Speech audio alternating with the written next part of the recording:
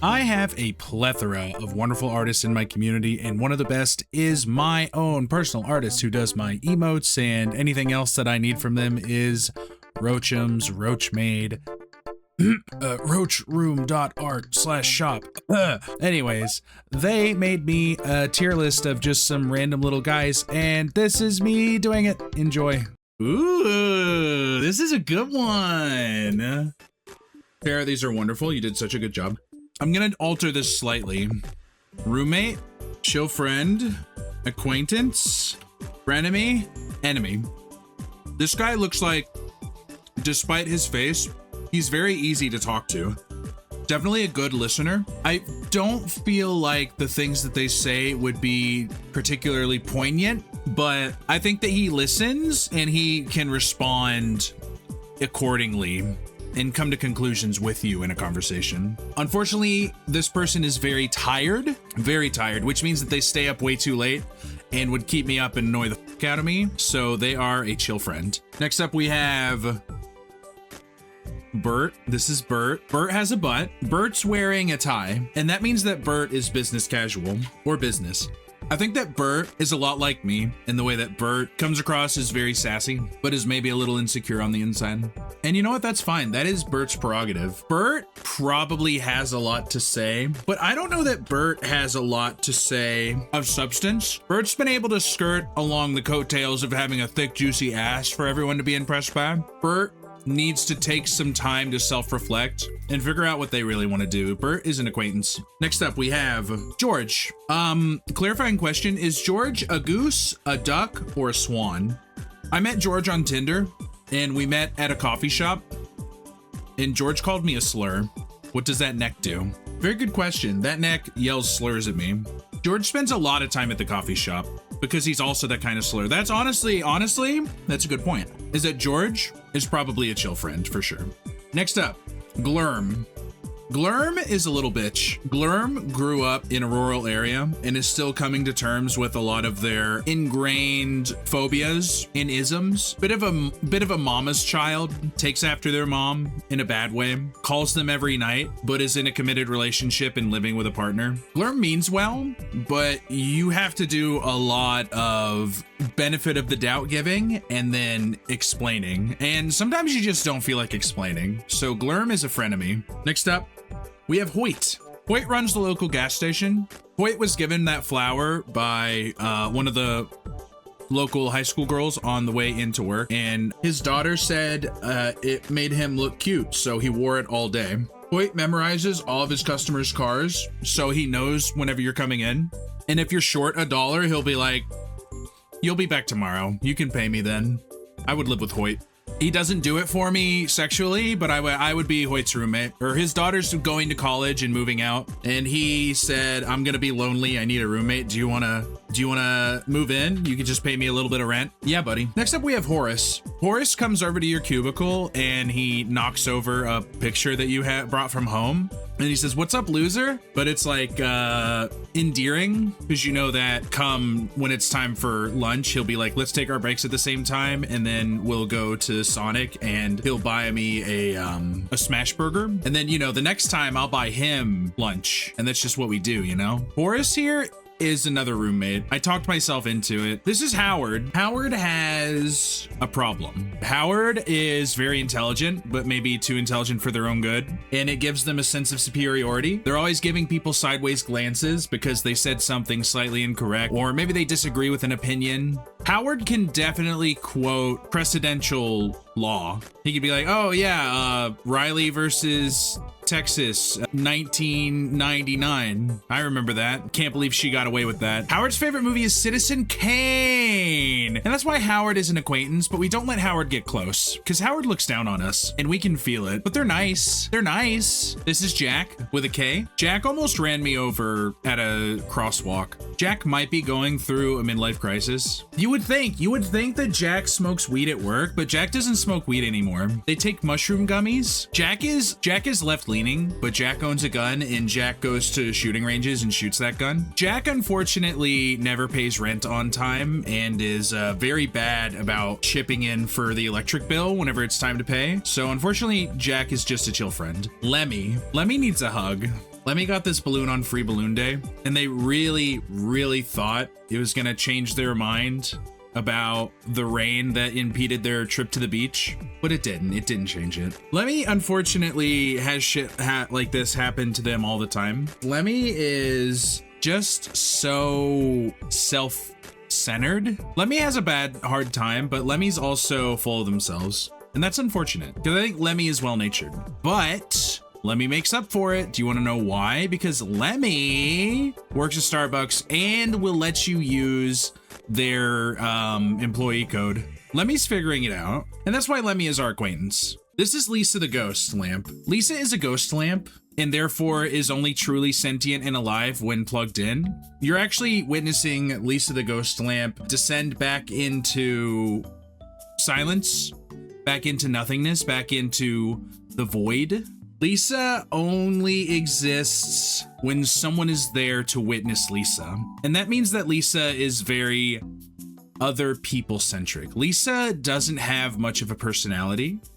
Lisa is very good at providing insight and discussion about other people. But if you ask them like what's their favorite food or their favorite movie, or you ask them about their opinion on things, it's very milquetoast. It's very uninteresting. There's not much depth. It's very shallow. But Lisa is very supportive. Lisa is an Instagram girly. Lisa loves to swipe through Instagram and double tap on pictures of all of Lisa's friends. Lisa's a chill friend, but one feels bad for Lisa, in a way. This is Laurietta. Laurietta likes to work in the garden. Laurietta really enjoys taking walks in the park too, and birding. Very much an outdoors, in nature, cultivating personality. Lisa also, however, has a bit of a vindictive streak. If you cross Laurietta, Laurietta will shit on your porch. Laurietta will tell people that you sent them weird texts if you cross them. And that is why Laurietta is a frenemy. Very friendly and very interesting, and yet very vindictive. Next up, we have Moria. I think that poses tend to be the first thing that people look at to go for personality, and that's fine. I'm looking past that. People say that Moria is a bitch, but that's just because they haven't taken the time to have a long conversation. Moria is a girl's girl through and through. Moria will support you by putting sugar in your ex-boyfriend's gas tank and posting about them on social media. Moira is a chill friend, but Moira, unfortunately, much like Jack, does not pay rent on time and is therefore not roommate material. This is Mork. Mork does not speak much, but what Mork does do shows affection and empathy through acts of service. Mork is consistent, yes. Does Mork love to jork? We don't know, actually. Mork has never said. Mork won't tell you happy birthday, but Mork totally fixed your sink for you last week. Mork isn't going to wax poetic about your friendship, but Mork is going to cook the friend group dinner. Mork also has hella weed and will share, and always packs their own bowl, and always rolls the fucking joints. And while Mork may smell like weed quite often, I think that's a pleasant smell, and Mork is definitely roommate material. Mork does stuff to himself with his tail. No, he doesn't. He hasn't told us if he does or not. If he does it, it's behind closed doors. This is Reg. Okay, so Reg is like Mork. Or at least that's what Reg will tell you. Reg is like Mork. But Reg is all talk and no action. Reg is me? No, I wouldn't say that. I wouldn't say that. Hold on. I have opinions about Reg. I have strong opinions about Reg. Reg goes on a smoke break at their 9 to 5, 20 times a day. Now, this is because they already met the quota of whatever their job is, and the rest of the time they're just trying to look busy, so they just go and take smoke breaks. Reg likes to complain, and Reg isn't very good at listening to other people's problems. And I think that's fine. I think Reg is an acquaintance. I think Reg might be a better acquaintance than any of these, though. Because you know what Reg is going to do? Reg is going to tell you like it is. This is Sarah. So you know all the things, I said about Moria, where Moria's a bitch, but Moria's a girl's girl, and Moria will support you even if it's toxic. Sarah is that, but they're not supporting you. Unfortunately, they're talking about you behind your back. Sarah got that haircut because it looks like Toph Beifong, but they took all the wrong reasons as to why Toph is a good person and enjoyable character. They said, yeah, Toph's a bitch.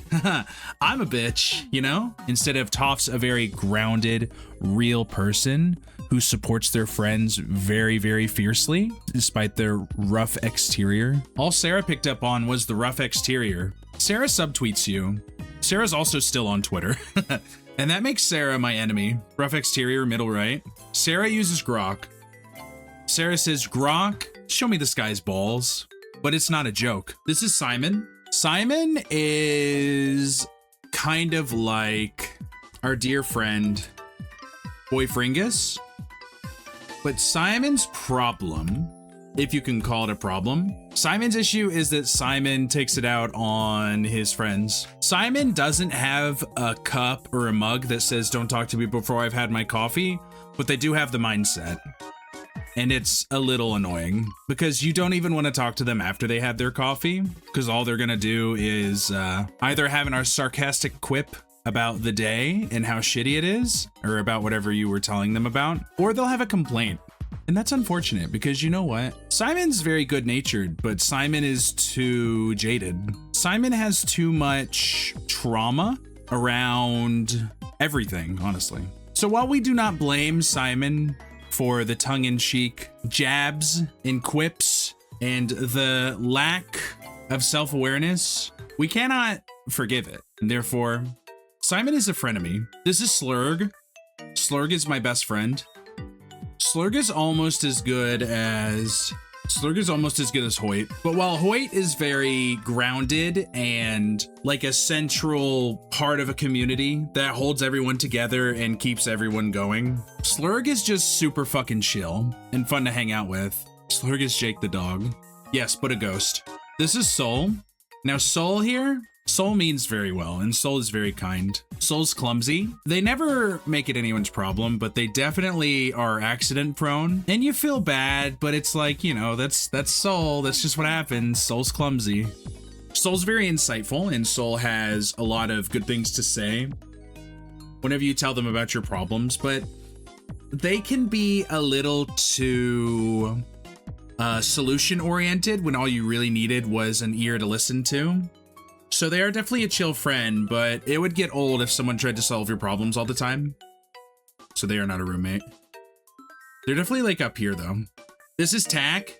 I was gonna say that Tack sniffed your armpit when you weren't paying attention, but you kind of noticed, but you were too creeped out to say anything. Unfortunately, I think Tack is the kind of person to receive nudes from people and then show them to other people. Tack is on shrooms right now.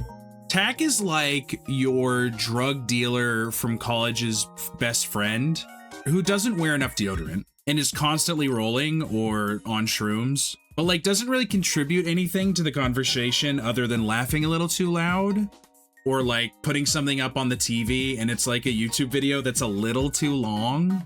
Tack is my enemy. This is Yump. I'm a big fan of Yump. Yump isn't sad. Yump has resting this face. This is their resting face. They're actually very ecstatic to be at the birthday party. Yump could be evil. Now, Yump could be evil, but Yump is not evil. Do you want to know why? Yump is what I like to call the glass is half empty, but I'm still gonna drink that bitch. So Yump is a downer. Yump has a lot of unfortunate quips, a lot like Reg. But the difference is that Yump, you know that they're still going to do their best to have a good time, even if they're not having a good time. And they're not going to make it anyone's problem. They cried in the bathroom before the function, but they still went to the function. And I'll tell you what, they still played beer pong with you. They still dressed up for the Lord of the Rings watch party, you know? Yump showed up. The glass is half empty, but Yump is still going to drink from the fucking liquid of life. You know what I'm saying? Yump shit their pants last week. Yump didn't tell anybody. It just kind of happened. And they said, you know what? Everybody gets one a year. And they moved on with their life and they didn't complain about it. Yump is very neat. Yump cares about their surroundings because they know if they keep their surroundings clean, they will have a slightly better mental health outlook. And it helps them a lot. Yump is a great fucking roommate too. Yump buys you dinner. Yump makes dinner for you.